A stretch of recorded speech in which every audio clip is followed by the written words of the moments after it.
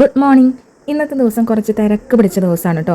രാവിലെ തന്നെ നൂലപ്പം ഉണ്ടാക്കാമെന്ന് വിചാരിച്ചു. നൂലപ്പത്തിൻ്റെ കൂടെ 2 വിഭവങ്ങൾ കൂടി ഇന്ന് ഉണ്ടാക്കാമെന്ന് വിചാരിച്ചിട്ടുണ്ട്. അപ്പോൾ ഒറ്റ മാവ് കൊണ്ട് തന്നെ 3 വിഭവങ്ങൾ എന്ന രീതിക്കാണ് രാവിലെ തന്നെ അടുക്കളയിലോട്ട് ഇറങ്ങിയിട്ടുള്ളത്. അപ്പോൾ ഇന്ന് കൊഴുക്കട്ട ശനിയാണ്. ഈ കൊഴുക്കട്ട ശനി എന്ന് പറഞ്ഞു കഴിഞ്ഞാൽ എത്ര പേർക്ക് അറിയുമെന്നറിയില്ല. ക്രിസ്ത്യാനികളായിട്ടുള്ള എല്ലാവർക്കും അറിയുണ്ടാവും. എങ്കിലും അറിയാത്തവർക്ക് വേണ്ടി ജസ്റ്റ് ഒന്ന് പറഞ്ഞു തരാം. അതിന് മുന്നായിട്ട് ഒരു കാര്യം പറയട്ടെ. ഇന്ന് നമ്മൾ സോയാബീനാണ് കേട്ടോ കറി വയ്ക്കുന്നത്. ഇനി നമുക്ക് വിഷയത്തിലോട്ട് വരാം. ക്രിസ്തീയ വിശ്വാസത്തിന്റെ ഭാഗമായിട്ട് കൊഴുക്കട്ട ശനി എന്ന് ഉദ്ദേശിക്കുന്നത് ലാസറിനെ ഉയർപ്പിച്ച ശേഷം ഈശോ ലാസറിനെ സന്ദർശിക്കാനായിട്ട് വന്നപ്പോൾ ലാസറിന്റെ സഹോദരിമാരിൽ ഒരാൾ ഈശോയ്ക്ക് വേണ്ടിയിട്ട് തിടുക്കത്തിൽ ഉണ്ടാക്കിയ ഒരു മധുരപലഹാരമാണ് ഈ ഒരു കൊഴുക്കട്ട എന്നതുകൊണ്ട് ഉദ്ദേശിക്കുന്നത്. വലിയ ആഴ്ചയുടെ തൊട്ട് മുൻപുള്ള ദിവസമാണ് ഈ ഒരു പലഹാരം ഉണ്ടാക്കുന്നത്. അതായത് ഓശാന ഞായറിന് തൊട്ട് മുന്നുള്ള ശനിയാഴ്ച.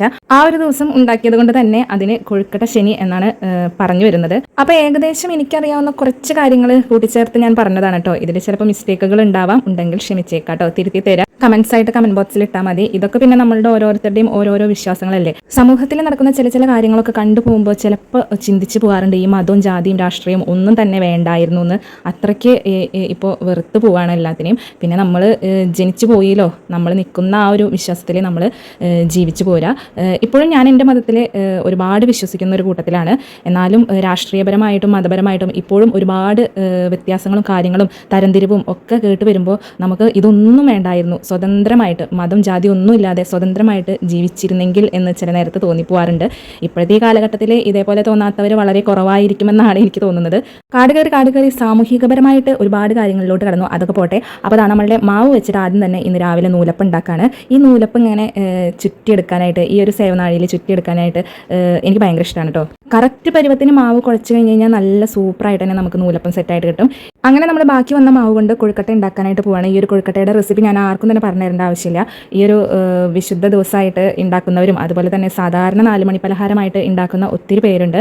അപ്പോൾ നമ്മൾ സാധാരണ നാളികേരം ശർക്കര നീരിൽ ഇട്ടിട്ട് അത് നല്ലോണം വറ്റിച്ചെടുത്ത് അതിൽ ഏലക്കായും ചുക്കും ജീരകമെല്ലാം പൊടിച്ചിട്ട് നമ്മൾ ഈ വറുത്തരിപ്പൊടി ചൂടുവെള്ളത്തിൽ നല്ലോണം കുഴച്ചെടുത്തിട്ടാണ് ഉണ്ടാക്കുന്നത്. അങ്ങനെ ഒരു റെസിപ്പി. കല്യാണത്തിന് മുന്നേ എൻ്റെ വീട്ടിലെ അമ്മയ്ക്കൊക്കെ ജോലി ഉള്ളത് കൊണ്ട് തന്നെ ഞായറാഴ്ച ദിവസം വൈകിട്ടാണ് കേട്ടോ ഈ ഒരു കൊഴുക്കട്ട ഉണ്ടാക്കാറ്.